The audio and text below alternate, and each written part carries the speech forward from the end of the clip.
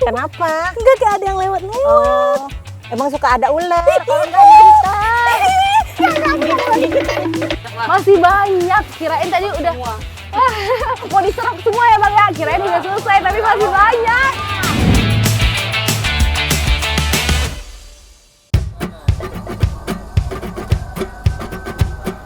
Mengisi liburan, saya ikut nelayan mencari teri di Kepulauan Seribu. Sejak pukul 5 dini hari, awak kapal mulai memanaskan mesin kapal yang bersandar di Pelabuhan Muara Angke, Pluit, Penjaringan, Jakarta Utara. Tujuannya sekarang akan menuju ke Pulau Bidadari di Kepulauan Seribu. Mereka akan mencari ikan teri. Nah, perjalanannya katanya mencapai 30 menit. Sekarang lagi persiapan mulai dari pengecekan kapal, nelayan, hingga semua yang akan dibawa ke tengah laut nanti. Kapal nelayan yang digunakan adalah jenis Pursein. Kapal dengan jaring berbentuk lingkaran atau cincin besar sebagai alat tangkap ikan bakal berlayar sejauh 15 km ke arah Kepulauan Seribu.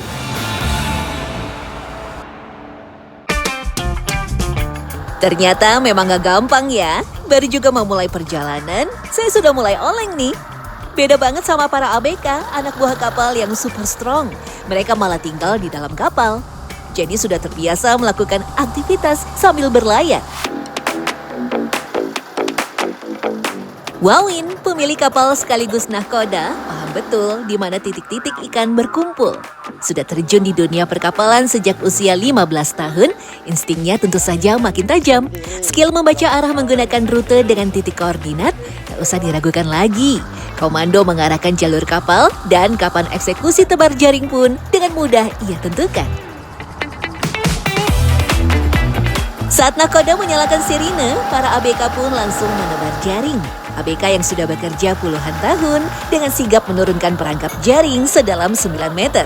Kapal lalu berputar agar jaring membentuk pola seperti cincin. Wah, semua tim satset dan gercep tuh. Karena ikan teri termasuk ikan pelagis yang hidup bergerombol, maka lebih mudah terperangkap ke dalam jaring tanpa menebar umpan. Kenapa Pak? Tadi aku lihat tuh dia dibuat melingkar seperti itu. Kenapa Pak? Biar apa? Ya biar nutup.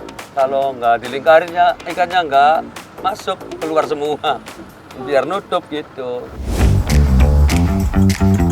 Wah, butuh tenaga super ekstra nih untuk menarik jaring yang penuh ikan. Apalagi berat total ikannya mencapai ratusan kilogram. Jika beruntung, biasanya mereka bisa membawa lebih dari 10 kotak besar atau sekitar 800 kilogram ikan. Tapi jika cuaca tidak bersahabat, hanya 3 kotak saja. Wah, banyak juga dapat ikannya ini. Udah jaring yang kedua, entah berapa kilo ini.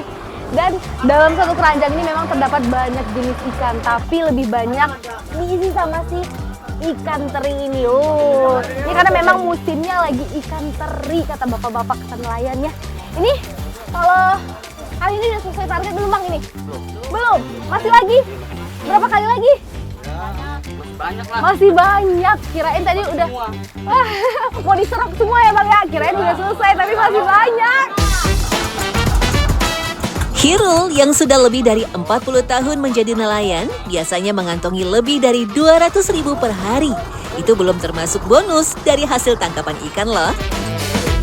Namun kadang meski sudah berlayar jauh, pria asal Indramayu ini pulang hanya dengan tangan kosong.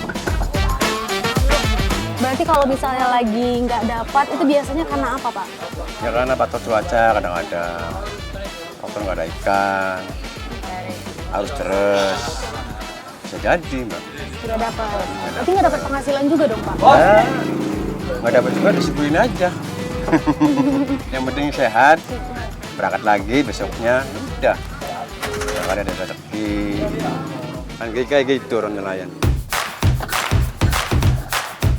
Jaring adalah alat utama dalam kapal, terdiri dari bagian kantong, bahu, perut, dan sayap.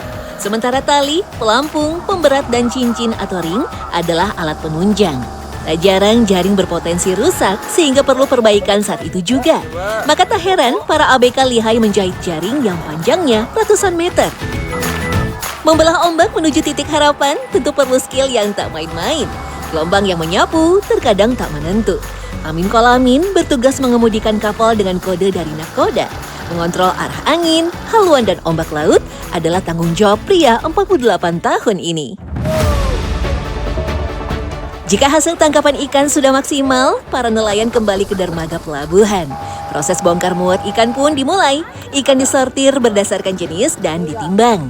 Kemudian diserahkan pada pengepul. Saya lanjut isi liburan di Kampung Bedahan, Bogor, Jawa Barat. Soalnya saya penasaran, di sini ada kolam-kolam tertentu yang akan berlimpah ikan gabus saat musim hujan tiba. Katanya sih, ikan-ikan gabus itu berasal dari sungai dan rawa yang ikut terbawa arus lantaran sungai meluap setiap kali musim hujan. Nah, saya mau ikut tangkap gabus nih bareng Pak Mulyadi, warga asli Bogor yang sudah lebih dari 30 tahun mencari nafkah dengan berburu ikan gabus limpahan dari sungai.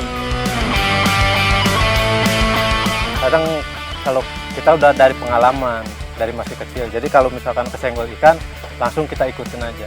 Langsung tangkap, dia kalau ikannya nggak mau muncul, kita butekin, kita aduk lumpurnya sama air dicampur. Jadi ntar ikannya naik, kelihatan siripnya goyang-goyang. Berangkat setiap pukul 10 pagi, Pak Mulyadi bisa mengumpulkan puluhan ikan gabus hingga pukul 4 sore. Jika sedang tak beruntung, ia hanya bisa membawa pulang 2-3 ekor ikan saja. Ikan-ikan yang didapat biasanya dibeli para pemburu ikan gabus untuk obat seharga 120 hingga 150 per kilo. Albumin tinggi pada ikan gabus bisa mempercepat penyembuhan luka. Selain itu, nutrisinya yang tinggi bisa meningkatkan imunitas tubuh. Umpan untuk menangkap ikan gabus adalah kodok dan cacing. Satu ekor kodok bisa dijadikan umpan sebanyak 3-4 kali. Namun, gesitnya pergerakan kodok membuat sulit mendapatkannya dalam jumlah banyak. Karenanya, Pak Mulyadi harus menggali tanah untuk mencari cacing. Jika air cukup tinggi, Pak Mulyadi menggunakan pancing dan alat seser. Tapi ikan yang didapat hanya berukuran kecil dan sedang.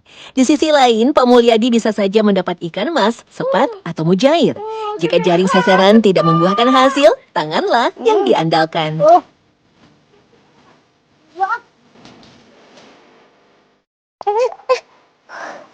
Kaget. Ternyata nyari ikan gabus di rawa seperti itu bukan perkara mudah. Hebat banget bapak-bapak atau anak-anak yang kerja di sini.